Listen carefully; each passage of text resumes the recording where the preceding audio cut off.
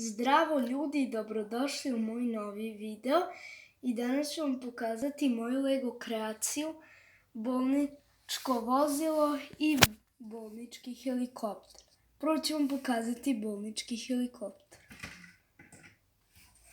Kao što vidite, ovo je bolnički helikopter, tu se nalazi ovaj propeler od helikoptera, vidite. Tu sam stavio dron, pošto nisam imao još jedan ovde propeler. Vidite. Onda ovdje se nalaze vrata koja se otvaraju. I tu može da stane nosilo.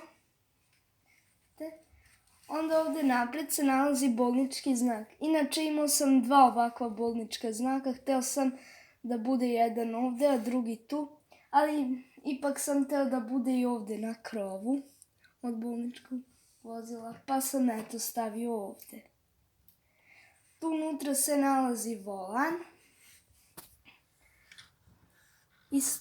i tu se nalazi staklo.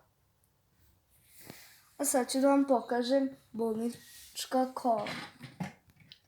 Kao što vidite na bolničkim kolima, kao što sam i pokazao, tu se nalazi bolnički znak, onda tu se nalazi bolničko staklo, unutra je volan, ali nema sedište pošto nije bilo mesta.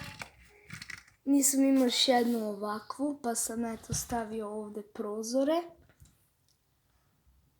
Onda ovdje su isto vrata koje se mogu otvoriti i tu stane još jedno nosilo. Vidite?